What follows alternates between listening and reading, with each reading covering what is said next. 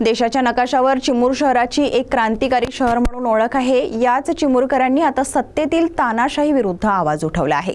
विरोधी पक्ष काँग्रेस पक्षाच्या सहकार्याने चिमूर शिवसेना उद्धव बाळासाहेब ठाकरे पक्षाच्या वतीने अतिथीगृहात 20 ऑगस्टला पत्रकार परिषदेचे आयोजन करण्यात आले होते।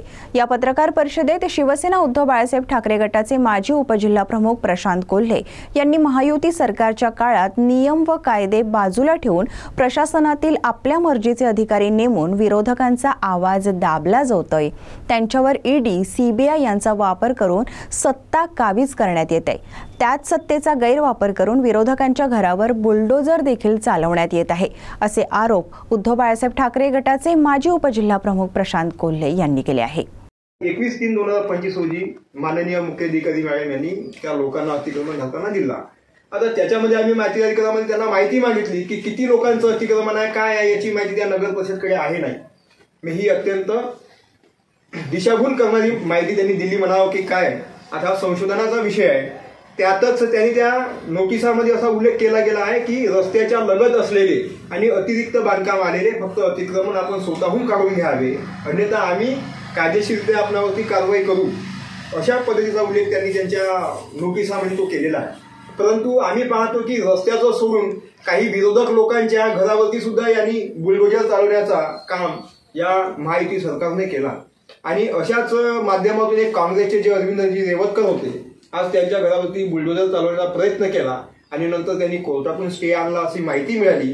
परंतु नंतर काही कालावधीमध्येच त्यांनी भाजपमध्ये पक्षप्रवेश करून त्या अतिक्रमित असलेल्या घरावरती त्यांनी आता मेकअप करणं सुरू केलं। म्हणजे भाजपामध्ये प्रवेश केल्याच्या नंतर जर का ती अशी जर अतिक्रमित जागा जर का नियमाकुल जर होत असेल तर अशी भाजपने त्याला कोणती हमी दिली, हा खरा या पत्रकार परिषदेच्या माध्यमातून आमचा एक निर्माण झालेला एक प्रश्न आहे। नगरपंचायत अतिक्रमण काढताना जो आपण पोलीस बंदोबस्त घेतो, तर हा पोलीस बंदोबस्त घेत असताना मला वाटते की दिनांक 25/2/25ला शिव मॅडमनी पोलीस अधिकारी यांना एक पत्र दिलं की आम्हाला 28/2/25ला आम्हाला अतिक्रमण काढायचं आहे।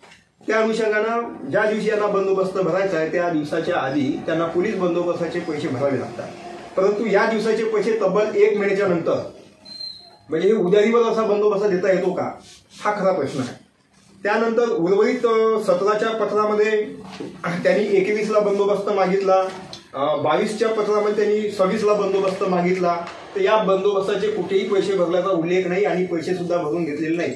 जेव्हा आम्ही तेथील पोलीस जबाबदार अधिकाऱ्यांना जी माहिती मागितली त्यांनी माहिती अशी सांगितली की तुम्ही ती माहिती शिव मॅडमना विचारा, म्हणजे तुम्ही पैसे का नाही घेतले व शुल्क का भरून नाही घेतला, तर ते म्हणतात का तुम्ही शिव मॅडमना विचारा। म्हणजे किती हास्यास्पद हे अधिकारी लोक उत्तर देतात। त्यातच आता आपण पहा की ग्रामपंचायत नेरीमध्ये आता सध्या ती भाजप प्रणित आहे असं आमच्या निदर्शनास आहे, तर त्यांचं अतिक्रमण काढायचं होतं। साधे त्या सरपंचांनी एक पत्र दिलं, त्या एका पत्राच्या अनुषंगानं त्यांना कुठलेही बाकी इतर कोणतीही चौकशी न करता त्यांना पोलीस बंदोबस्त पुरवला। आणि तेथील तुम्ही व्हिडिओ पाहिले असाल, आज भीशीमध्ये तुम्ही पोलिसांची भूमिका पाहिली असाल, तर तिथे पोलिसांची जी ऍक्टिव्हिटी होती ती आपल्याला लक्षात येईल आणि तशी असायला पाहिजे। कारण अतिक्रमण काढताना पोलीस बंदोबस्त म्हणजे काही निवड डंड्या घेऊन उभं राहणं म्हणजे काही बंदोबस्त होत नाही, तर बंदोबस्ताची व्याख्या नेमकी काय आहे ही पोलीस प्रशासनाने स्पष्ट केली पाहिजे आणि पोलीस बंदोबस्त आपण कसा पुरवितो, कसं अतिक्रमण काढल्या जाते। या पत्रकार परिषदेत चिमूर तालुका काँग्रेस कमिटीचे तालुका अध्यक्ष डॉक्टर विजय गावंडे यांनी प्रतिक्रिया देताना चिमूरमध्ये सुद्धा बीडच्या धर्तीवर नव्या आकाची निर्मिती तर होणार नाही ना, अशी भीती व्यक्त केली आहे। यापुढे असे बेकायदेशीर कामं खपवून घेतल्या जाणार नाही, तसेच आम्ही सर्व सत्ताविरोधी राजकीय पक्ष जनसमुदाय घेऊन या जनसमुदायात असल्या विचाराचे व बेकायदेशीर कृत्याचे दहन केल्याशिवाय राहणार नाही, असा इशारा पत्रकार परिषदेत देण्यात आला। यावेळी तालुका काँग्रेस अध्यक्ष विजय गावंडे यांनीही कोल्हे यांच्या भूमिकेला पाठिंबा व्यक्त केला आहे। त्या भीसी नगर पंचायतमध्ये गरीब लोक पहिले अतिक्रमणाच्या कारवाईमध्ये खूप खुश होते की सर्वांवर कारवाई होत आहे बा। त्याच्यानंतर ती कारवाई राजकीय हिशोबामध्ये प्रेरित झाली, पण त्याच्यामध्ये लक्षात असं आलं की त्या गरिबांच्या नावाखाली त्या प्रशासनाला जो हेतू साध्य करायचा होता तो हेतू निव्वळ असा आहे की जी काही काँग्रेसची त्याच्यामध्ये पुढारी होती, ज्याच्यामध्ये अरविंद रेवतकर होते, धनराजभाऊ मुंगले होते, तुम्ही धनराजभाऊ मुंगलेच्या घरावर अतिक्रमणाची कारवाई करतानाची जर चित्रफीत पाहाल तर अक्षरशः मन हेलावून जाते।